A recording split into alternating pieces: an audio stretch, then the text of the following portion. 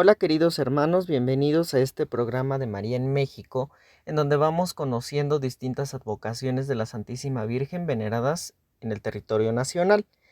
Ya hablamos de Nuestra Señora de Ocotlán en el estado de Tlaxcala, ya hablamos de Nuestra Señora de San Juan de los Lagos en Jalisco, y ahora vamos a hablar de una advocación muy hermosa que se encuentra también en el estado de Jalisco, en la capital, muy cerquita de Guadalajara.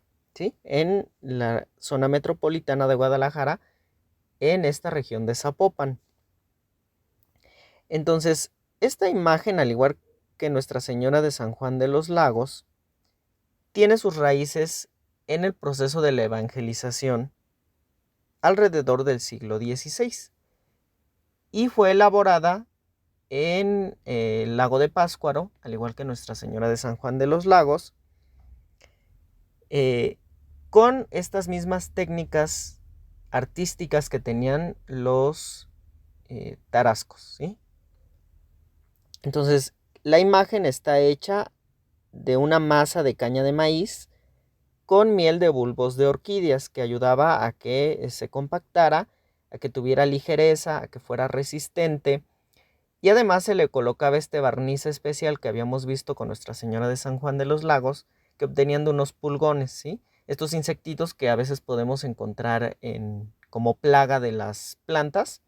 Hay unos pulgones muy especiales que crecen en esta región del lago de Pátzcuaro, que dan un esmaltado muy, muy brilloso, que no se deteriora con facilidad y que además resiste bien el tallado de la uña, ¿no? Entonces, si ustedes pasan la uña sobre una imagen que ha sido recubierta con este tipo de barniz o laca, no se raya, ¿sí? Entonces, era una gran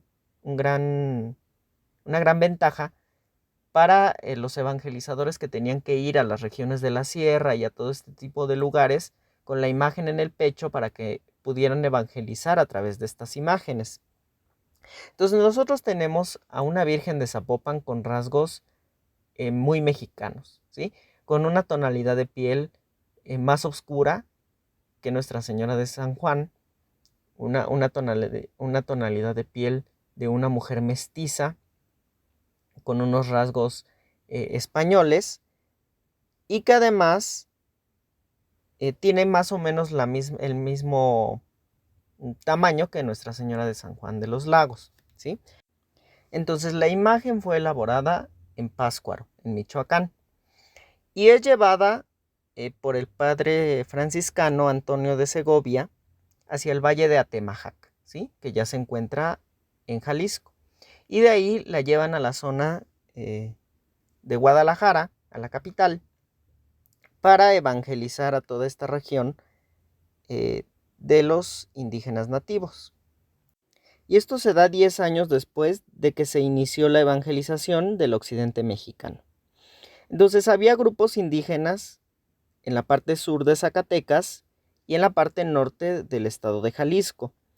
Y había una gran rebelión que no se detenía por ninguna consideración.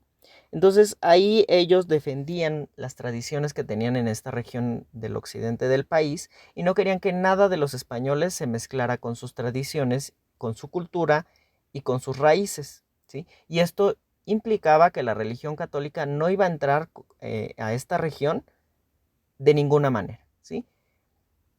Entonces se desata esta guerra para evitar que todo esto, que toda la parte española invadiera también el occidente y que se mezclaran la cultura y la religión.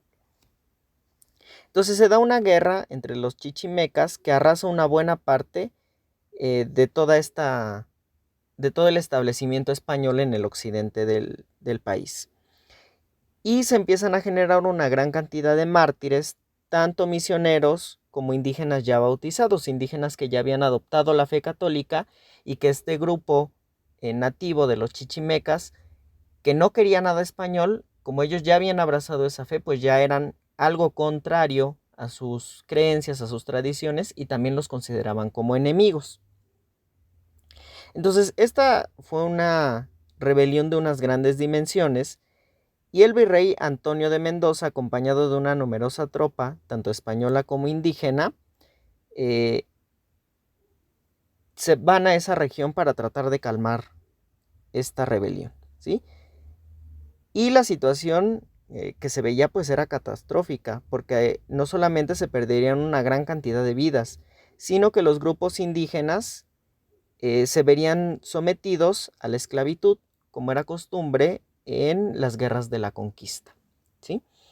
Y entonces los misioneros intervienen de una forma directa, y es el padre Antonio de Segovia que, llevando en el pecho la imagen de la Virgen, trata con el virrey, hace un acuerdo con ellos para llevar a cabo condiciones de paz y de justicia, y de esta forma evitar que haya un derramamiento de sangre importante. Entonces, esta presencia de la Santísima Virgen se da en una montaña que recibe el nombre del Mixtón, y que era un sitio de importancia en el momento de la guerra. Además, en ese momento y en momentos sucesivos, ¿sí? Y es el propio Antonio de Segovia que, después de haber logrado una resolución con los grupos indígenas y de detener toda esta rebelión que había en esta región, le da un título a la Santísima Virgen y la llama la pacificadora, ¿sí? Entonces la Virgen, la presencia de la Virgen, hace que los grupos indígenas detengan milagrosamente estos ataques y rebeliones que tenían y empiecen a aceptar, ¿sí? Ya de una forma más pacífica todas las costumbres y las tradiciones españolas de una mejor manera por la presencia de la Santísima Virgen. Y entonces tenemos este título maravilloso que es de la pacificadora, ¿sí? Entonces, a partir de 1542, que es cuando se termina esta guerra del Mixtón, la imagen de la Santísima Virgen se dona a esta comunidad en Zapopan, ¿sí? Y es alrededor de esta región en donde se empieza a poblar por grupos indígenas que ya se habían convertido al cristianismo. Y entonces ellos son los encargados de cuidar la Santísima Imagen y lo cuidan con mucho celo, ¿sí? Le tienen un cariño muy especial y entonces la cuidan de una forma muy especial. Y entonces, para venerarla y honrarla de una manera adecuada, construyen una pequeña ermita, que sin embargo, pues con los años, al no ser una obra majestuosa, se desploma, pero no daña la imagen de la Virgen. Y después la devoción a la imagen se va extendiendo entre los distintos pueblos de esta región del occidente, y entonces comienzan a generarse distintas peregrinaciones, ¿sí? Que van de las distintas regiones del occidente hacia el sitio en donde se encontraba la Santísima Virgen de Zapopan. Entonces comienzan a suceder milagros, la imagen de la Virgen empieza a conceder una gran cantidad de milagros, y entonces todos los peregrinos que iban y visitaban empezaban a correr el rumor, ¿sí? Y entonces esto se iba extendiendo hacia regiones cada vez más lejanas. Y entonces muchas personas afirmaban ser escuchadas por Dios cuando se encomendaban a la Virgen de Zapopan, ¿sí? Y entonces esta noticia llega al párroco, don Diego de Herrera, y él a su vez da la noticia al obispo de Guadalajara, que en aquel entonces era el señor Ruiz Colmenero. Y entonces nombra una comisión de investigadores, principalmente los sacerdotes jesuitas, que eran los encargados de evangelizar esta región. Y entonces empiezan a investigar todo este tipo de acontecimientos que se dan alrededor de la Virgen de Zapopan, y empiezan a ver que todos estos eran realmente milagros. Y en 1653 la pequeña ermita se convierte en un santuario, que ya recibe peregrinaciones de una forma aceptada por la iglesia, y que además la Santísima Imagen la nombran ya con el título de Nuestra Señora de Zapopan. Y ante todo este flujo de milagros que se empezaban a generar en esta región, le dan un tercer título. Y este título es la Milagrosa o la Taumaturga, ¿sí? Taumaturga quiere decir hacedora de milagros.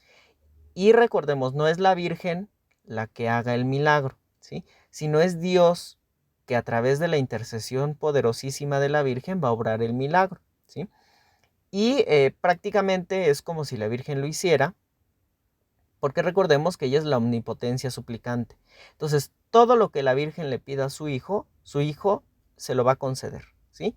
Entonces, le empiezan a llamar la milagrosa, ella empieza a obtener milagros de Dios y empiezan a manifestarse en esta región de Guadalajara, de Zapopan.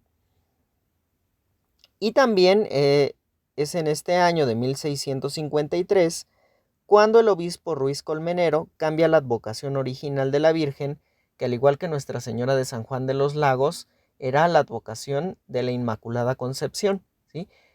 Pero lo cambia por el de la expectación de la Virgen María, es decir, la espera gozosa de el nacimiento del niño Jesús, y entonces cambia la celebración del 8 de diciembre al 18 de diciembre, día de la expectación, o de la Virgen de la O, ¿sí?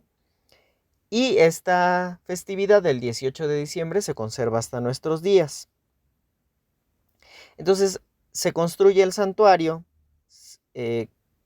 y se abre también una ermita, la ermita de Zapopan, que empieza a recibir ya también a españoles residentes en Guadalajara. Y entonces surge un camino que une la pequeña villa de Zapopan con la ciudad episcopal, que es Guadalajara, ¿sí? Y entonces se empieza a construir ya el primer santuario, que para finales del siglo XVII ya estaba terminado, ¿sí? Y bueno, pues la historia continúa. Vamos a tener una segunda parte de la historia de Nuestra Señora de Zapopan, pero además me gustaría compartirles a ustedes algunos de los milagros que la Virgen ha hecho a lo largo del tiempo. Y uno de ellos que me parece muy interesante es el de un joven que estaba poseído, ¿sí?, por algunos demonios, y que largos rituales de exorcismo no lograban liberar del todo al muchacho, ¿sí? No lograban exorcizarlo completamente y liberarlo de esta situación demoníaca. Entonces lo que hacen es, estando ahí en la basílica, bueno, en el santuario en aquel entonces, ponen en contacto al joven con la imagen, y entonces el joven queda liberado de la presencia demoníaca que lo invadía, ¿sí? Entonces, este no es un título que se le haya dado a la Santísima Virgen, pero yo la considero como una exorcista, ¿sí? La presencia de la Santísima Virgen, especialmente en esta advocación de Nuestra Señora de Zapopan, al haber liberado a este joven de la presencia demoníaca, tiene una fuerza muy importante en el combate espiritual contra los demonios. Entonces, siempre que nos sintamos así como oprimidos, que incluso se vean que se mueven las cosas en sus casas porque hay alguna situación ahí que a lo mejor ustedes no lo hacen, pero alrededor se practica brujería, santería o algún tipo de estas situaciones, o que sin saberlo llevaron algún amuleto o llevaron algún libro de hadas, de gnomos, de duendes, libros de santería, de brujería, de todo este tipo de situaciones, o que les hayan mandado algún espíritu o alguna maldición o alguna situación de este tipo, pues invoquemos a la Virgen de Zapopan, ¿sí? A la Santísima Virgen en esta advocación de Zapopan, para que ella, con ese poder exorcista que tiene, libere la casa o nos libere a nosotros, ¿sí? Nosotros a veces por nuestros propios pecados le abrimos la puerta al chanclas, y entonces permitimos que él obre en nosotros. Y entonces, para cerrar esas puertas y para impedir que el maligno siga actuando en nosotros, nosotros invocamos a la Santísima Virgen de Zapopan y le decimos: Madre mía de Zapopan, libérame como liberaste a este joven del demonio.